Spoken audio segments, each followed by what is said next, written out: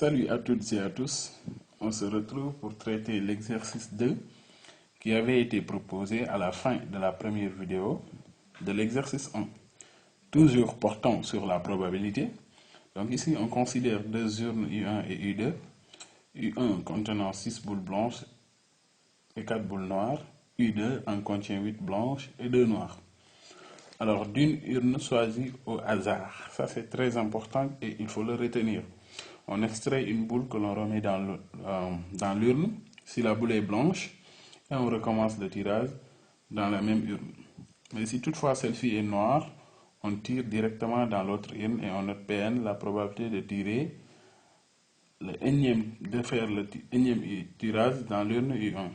Donc on demande à la première question de calculer la probabilité P1, c'est-à-dire la probabilité de tirer dans l'urne U1. Alors, pour répondre à cette question, il faut se référer au fait que les urnes sont choisies au hasard. Et puisqu'on n'en a que deux, donc on en déduit rapidement que P de 1 est égal à 1 demi. On a deux urnes, on en choisit une au hasard, donc très rapidement, la réponse à la première question, c'est 1 demi. À la deuxième question, petit a, on demande dans quel cas le tirage se fait-il dans l'urne U1. Donc, on demande tout simplement d'énumérer les nombres de cas possibles où le tirage se fait dans l'urne U1. Alors, on y va répondre à cette question. Alors, d'après notre observation, on peut dire que le deuxième tirage se fait dans l'urne U1 si on a une boule blanche provenant de l'urne U1 au premier tirage, ou bien si on a une boule noire provenant de l'urne U2 au premier tirage. Alors, voici les possibilités qui font que le deuxième tirage se fait dans l'urne U2. Donc, si on a au premier tirage une boule blanche provenant de U1, ou bien si au premier tirage on a une noire provenant de U2, dans tous les deux cas, le deuxième tirage se fera dans l'urne U2. Maintenant, pour répondre à la question B, il faudrait que l'on dresse un arbre de probabilité, un arbre pondéré, et ça va certainement nous aider pour la suite. Maintenant, puisque nous savons que le tirage se fait au hasard, donc les urnes ont la même probabilité d'être choisies. La probabilité de faire le premier tirage dans l'urne U2, c'est 1 demi. Celle de tirer aussi U2, c'est égal à 1 demi. On rappelle très rapidement le contenu des urnes. U1 contient 6 blanches et 4 noires. U2 en contient 8 blanches et 2 noires. Maintenant, si l'urne U1 est choisie, soit on va tirer une noire ou bien une blanche. Et puisque U1 contient 6 blanches et 4 noires, donc 10 boules, la probabilité de tirer une boule blanche est de 6 dixièmes. Toujours, U1 contient 10 boules, donc 4 blanches, donc la probabilité de tirer une noire, c'est bien sûr 4 dixièmes. Par contre, si c'est l'urne U2 qui est choisie, la probabilité de tirer une blanche, c'est 8 dixièmes. Et la probabilité de tirer une noire, donc 2 dixièmes. Maintenant que l'arbre est dressé, on peut directement répondre à la question qui est posée, calculer P2. Maintenant, il faut comprendre que P2, c'est que la probabilité que les deux tirages, c'est-à-dire le premier que le deuxième, s'effectuent dans la même urne. Donc, P2 égale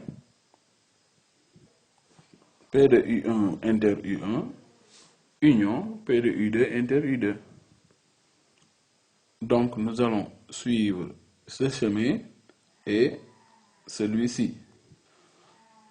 Donc, finalement, P2, c'est égal à 1 demi fois 6 dixièmes, plus 1 demi fois 2 dixièmes. Et nous allons trouver finalement que P2 est égal à 2 cinquièmes. Alors, pour comprendre bien P2, il faut bien lire la phrase qui est au-dessus de l'arbre pondéré P2 égale à 2 cinquièmes. Alors, nous allons directement répondre à la question 3. Et pour cela, on va rapidement reprendre l'arbre précédent, l'arbre que nous avions précédemment. Mais nous allons nous intéresser tout simplement dans les cas où le énième tirage se fera dans l'urne U1.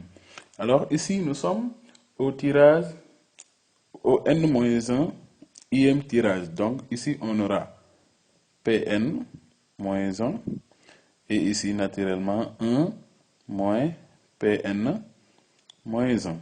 Et nous n'allons prendre en compte que les cas où le tirage se fera dans l'urne U1, c'est-à-dire le énième tirage se fera dans l'urne U1. On l'avait précisé avec la phrase qui était au-dessus de cet arbre. C'est cette phrase que j'encadre ici en rouge. Il faut bien comprendre cette phrase. Donc ici, nous sommes dans l'urne U1 et là, nous sommes dans l'urne U2 et ce tirage-là, en noir, c'est le énième tirage. Et la probabilité d'avoir une blanche dans l'urne U1, on avait dit que c'était égal à 6 dixièmes. Revoyez bien l'arbre précédent. Sinon, on a une noire provenant de U1. Mais cette probabilité ne nous intéresse pas. Ou bien la probabilité d'avoir une blanche dans U2, qui ne nous intéresse pas, ou on aura une noire qui va provenir dans l'urne U2 et on avait dit que c'était égal à 2 dixièmes. Maintenant, pourquoi je reprends cet arbre-là? Ici, retenez que nous sommes au énième tirage et là, nous sommes au n-1 ième tirage. C'est pour répondre à la troisième question. Je rappelle que la troisième question, on nous demande de démontrer que Pn est égal à 2 cinquièmes de Pn-1 plus 1 sixième pour n strictement supérieur à 2. Maintenant ici, ce qui nous intéresse, c'est les cas où le énième tirage se fera dans l'urne U1.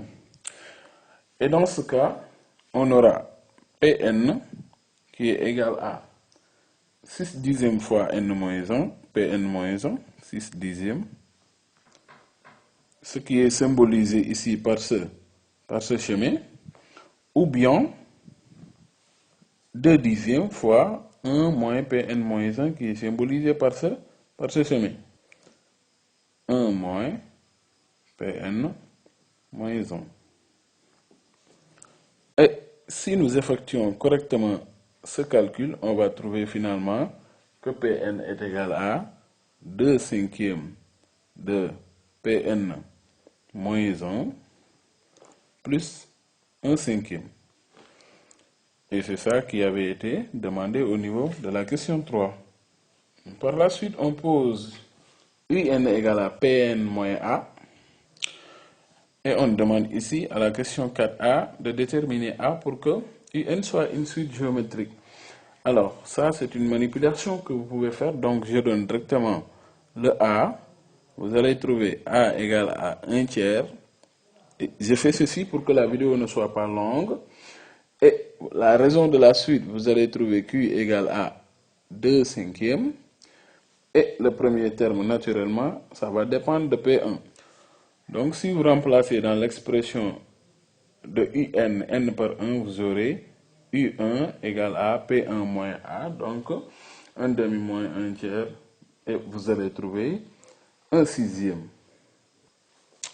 Et à la question B, pour exprimer Pn en fonction de n, il faut d'abord exprimer Un en fonction de n. Et on sait que Un est une suite géométrique, donc ça s'écrit sous la forme Q à la puissance n-1 multiplié par P1. Or, P1 c'est 1 sixième, U1 c'est 1 sixième autant pour moi, multiplié par la raison ici qui est 2 cinquièmes à la puissance n-1. Or, on sait que Un égale à Pn moins A, donc Pn moins 1 tiers. Donc, on va trouver que Pn égale à Un plus 1 tiers, d'où Pn égale 1 sixième facteur de 2 cinquièmes à la puissance n moins plus 1 tiers. C'est ça qu'il fallait démontrer. Alors, rapidement, je vous propose l'exercice que vous devrez traiter pour la prochaine fois et dont la correction sera bientôt disponible.